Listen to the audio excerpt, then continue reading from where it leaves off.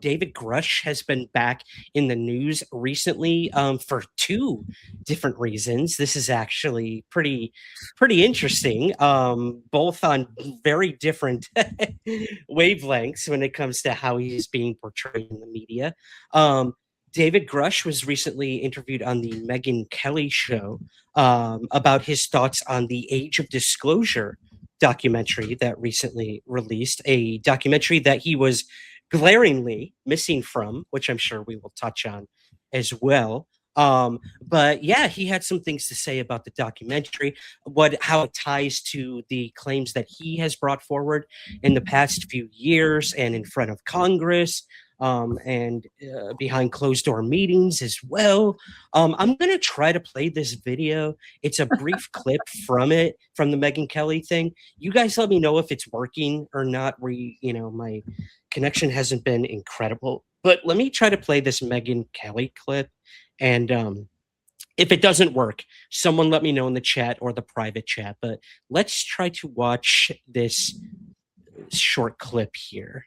Let me program called the Legacy Program that seems to have been trying to hide the most shocking pieces of what we know from even the UAP task force. 1,000 feet. And I did want to point out General Clapper, the former DNI in the documentary. I certainly applaud him for at least speaking out in general.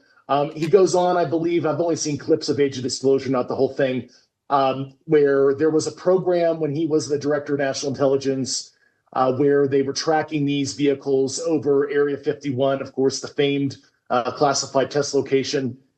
And I'm a little bit disappointed as a fellow Air Force officer, and certainly General Clapper rose to the ranks as 3-star general.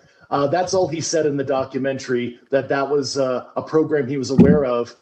In fact, without being inappropriate, I will say that General Clapper was well aware of the crash retrieval issue, managed the crash retrieval issue, and when he was the DNI, USDI, and DIA director, he placed people in critical roles to manage this issue, both publicly and I'll just say non-publicly as well. And I'll allow the audience distill what I'm saying at the risk of being inappropriate or going too far with my discussion. So General Clapper, Stephanie O'Sullivan, other folks in the IC that are well aware of this issue, that were in rooms discussing this issue, I ask you to be greater leaders on this. I should not be the only former military officer and intelligence official that is being completely candid with the information that they were exposed to. So perhaps once again, James Clapper understates what he knows and what he's done.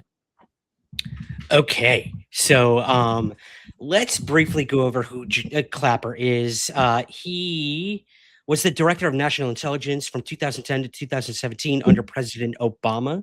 This would have put him in charge of intelligence apparatuses right up until the release of the Pentagon UFO program article in the New York Times.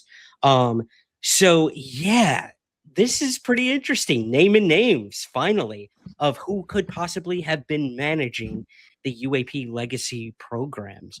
And he mentions Area 51 as well. That always perks our ears, and that, in the Age of Disclosure, Clapper says, yeah, I was kind of aware of it. And Grush is coming out and saying, dude, you were literally managing the program that was aware of it. Come on, dude. So what do you guys think? What do you make of this story? Clapper needs to step up and do the right thing. Okay. It's really clear to me. I love that. I mean, I agree. Clapper has been on kind of the edges of this discussion for a while now. I know Lou Elizondo has spoken about him a bunch. Bigged him up, said he was a friend, and that he was supportive of the efforts for transparency. And yeah, good that he's an Age of Disclosure. But if he's who Grush is saying he is, there's a lot more he can bring to this table. And it just seems like at one side of his mouth, he's kind of going, yeah, there are some odd things that we should address. And then on the other hand, he's the one hiding those skeletons in the closet. Bit of a cynical mission. Right. Yeah. Yes. And in this as well, he points out Stephanie O'Sullivan, who we know was involved at the head of one of the agencies when James Ryder was trying to do this Lockheed technology transfer to the Bigelow Group with OSAP of this exotic material. So I feel like we're kind of almost entering a new era where instead of just they have secrets, it's James Clapper has secrets, and that's actionable. We can subpoena James Clapper to come and testify in a hearing. Whether he tell the truth, I don't know, because I guess most of these people, right? You can FOIA that too. So, like I say, just actionable stuff has come from this. And Grush, I mean, he really gives interviews, but he shows up for 10 minutes and just lights a fire and draw our asses again. Like we need more of him. I agree. And I do see him as situated a little bit differently than everyone else in the discussion. He has some strategic legal concerns out there that the other people don't have. Some are similar. I think the whistleblowers share many things, but I also think his litigation with Loudoun County and what happened to him personally, and the lawyers involved in all of that are probably urging a little caution. And I bet this is as far as he could take it today, or not today, but in this moment. Yeah. Interesting. Well, he's always been careful, right? He's always said, I'm working with Dobson and the stuff I'm telling you. And if I remember correctly, he even says like, no, I got this all signed up from Dobson. I'm not saying anything I'm not meant to here. Right. So, people argue over who is a whistleblower, who isn't a whistleblower. Fact is, David Grush has gone through the process of whistleblowing, so he is absolutely a whistleblower. Some of the other people that we talk about, IC agents that are kind of coming forward sharing this stuff, haven't gone through that process, so they might not be whistleblowers in the technical sense, but more in the colloquial sense. But it's great to have Grush back, and Grush Hour is always a fun time when he shows up. Crushing it with Grush Hour. I love it. I love it. Well, we're not done with him. We're not. This is the interesting part. Yeah, I know. Things get more spicy. And I'm really interested to hear what you have to say about this next part. I don't know what to make of it yet. That's why I need you two to kind of help me understand this. Now, you guys mentioned whistleblowers. Suzanne, you mentioned reprisals and whatnot.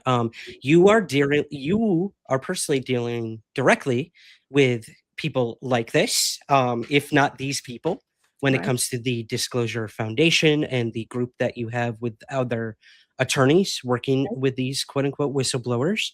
And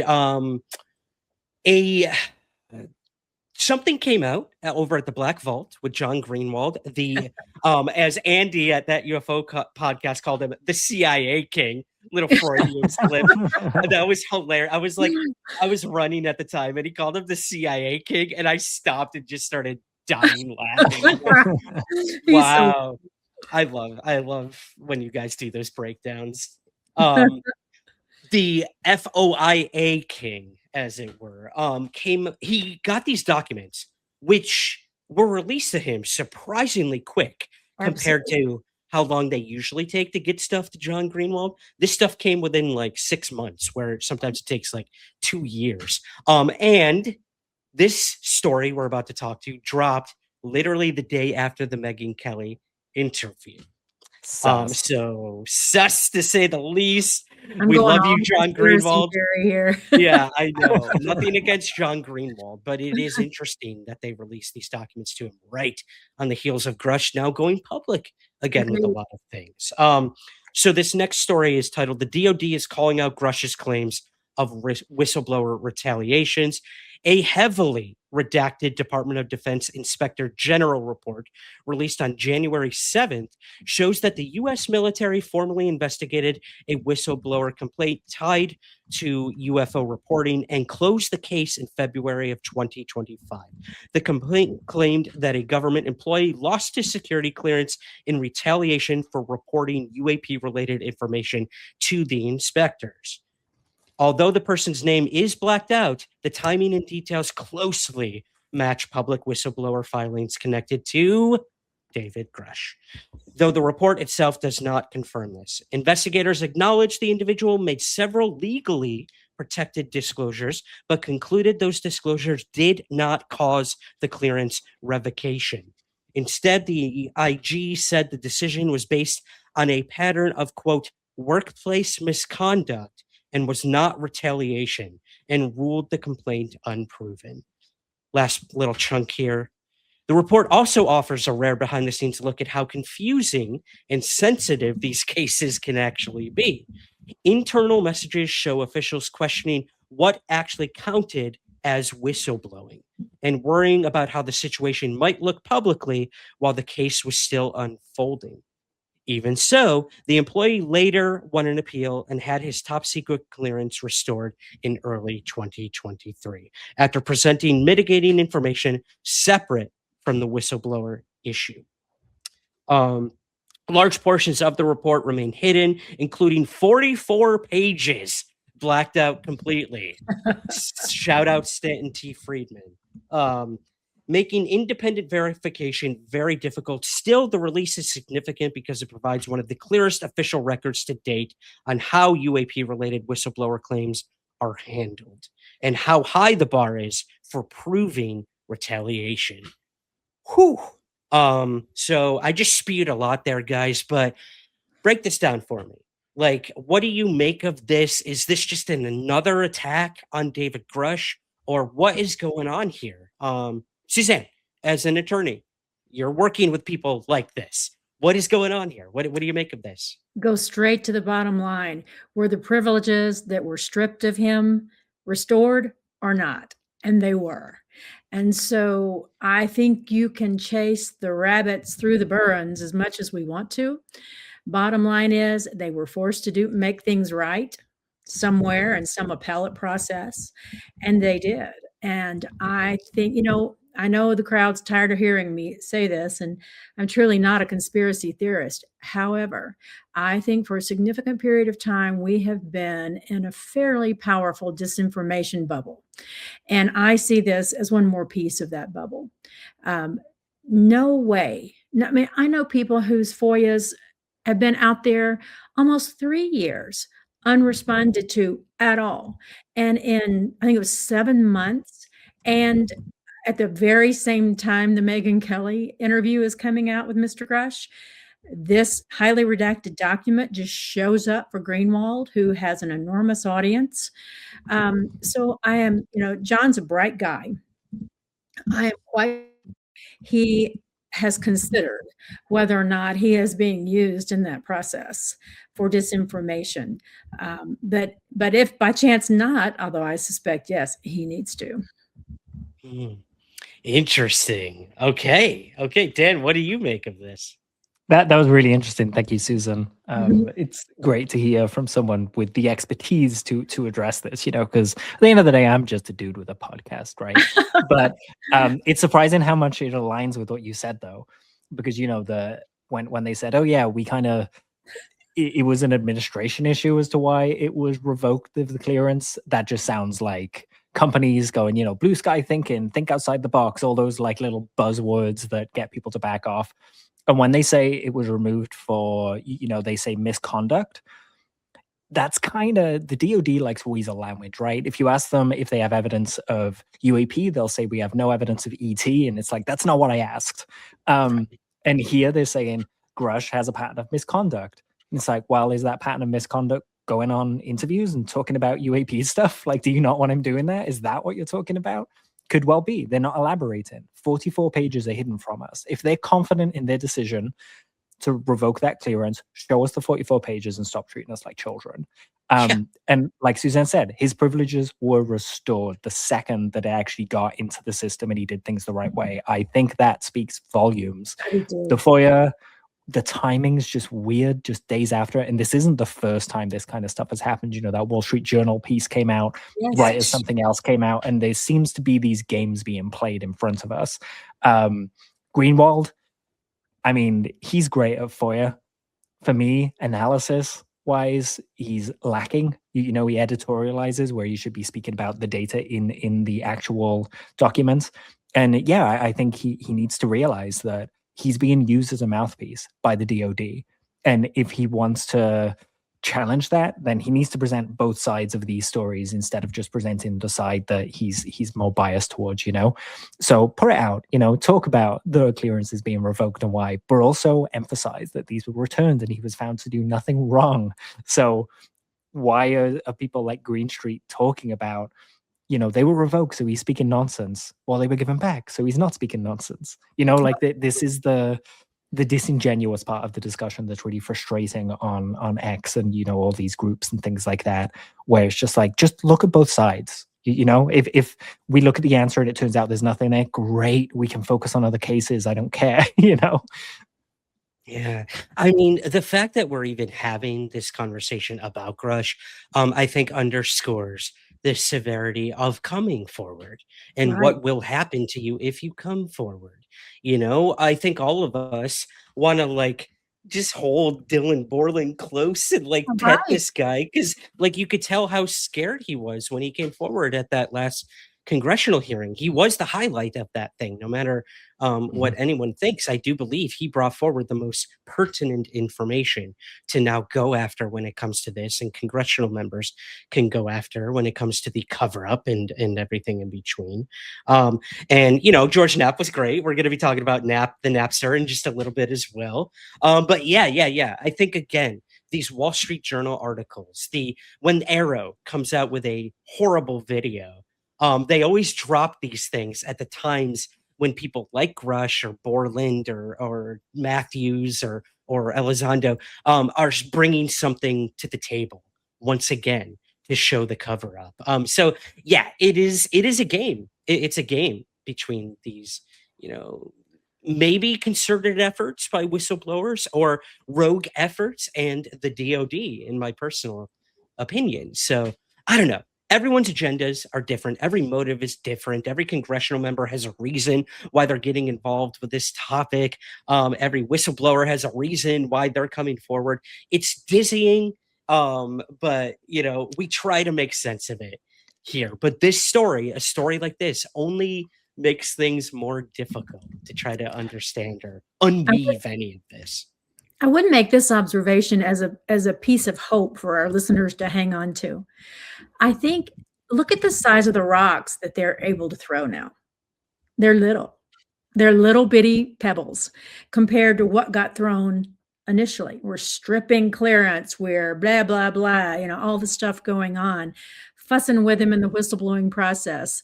We're going to leak his mental health records. Those are boulders. Those are big rocks.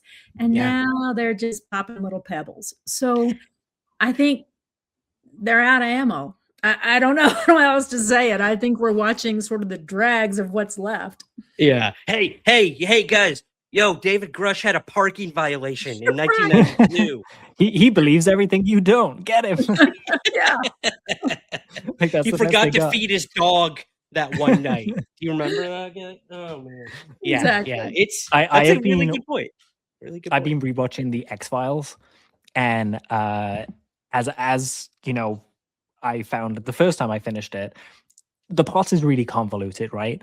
And now that I'm in this and watching it through, I'm like, oh, it is convoluted. That's why, like, this whole UFO legacy program thing is super convoluted, and that's why it's convoluted here.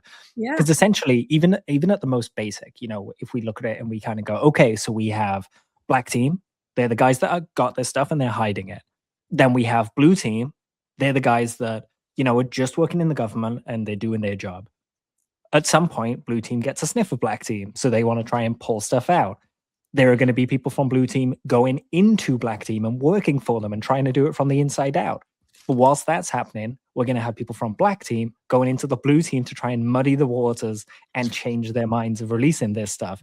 That's all going on. And that's only assuming two sides here. There could be multiple Black Teams, you know, like multiple different groups that have all this material and stuff. And so we've got like 6 teams all trying to arm wrestle each other and infiltrate each other to do their thing. And I think that's why we're looking at it and just kind of going, wow, this is a lot of convoluted misinformation and disinformation. Right. Interesting. Yeah, that's such a good point, man. Yep. Garrett says, Dan, Chris Carter will be shown to be the whistleblower. Who's the new guy? Kugler. making the reboot of the X-Files. We need to pay close attention to that as well. I'm so excited. I've heard a few rumblings that Vince Gilligan may be involved too. Which I'm really hoping for, because he made some of the most incredible episodes of that. And obviously he's making Pluribus now, and I want season 2 of Pluribus tomorrow night, 2027. But this is about the only project that I'll accept the delay for. Exactly. Yep. Take as much time as you need, guys. Yep. And yes, Pluribus, check it out, guys. I'm on episode 3. Don't spoil anything for me. I won't say a word, but hurry up. Blown away. Blown away. I did want to just mention this before we move to our next story. Truth Beats Lies on YouTube says, I worked for Clapper at NGA, and before that, interesting guy. I would love to get in touch with you about if you have any further insights on Mr. Clapper. Truth Beats Lies. So yeah, you can find my email in the show notes. Would love to talk to you about that.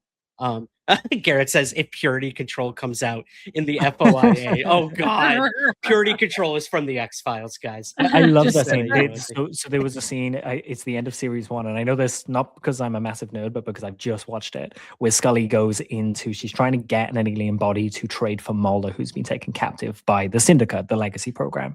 And she goes in to get this thing, and she has a password that was just randomly, she came across the words that were Purity Control.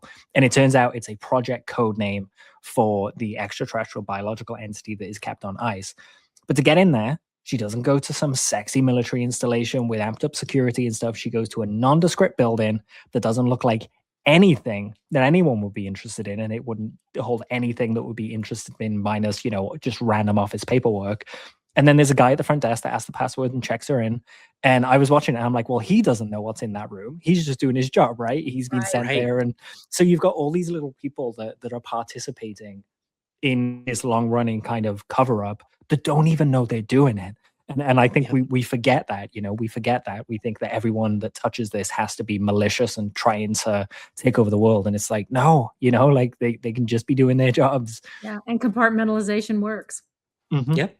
Yeah, Chris Mellon brings it up time and time again, the stovepiping that occurs. Elizondo as well. So yeah, that makes sense. Even in those FOIA documents Greenwald got, you can see the lessers discussing, or the lowers discussing what whistleblowing, who is this whistleblower, what did he whistleblow about? They have no idea.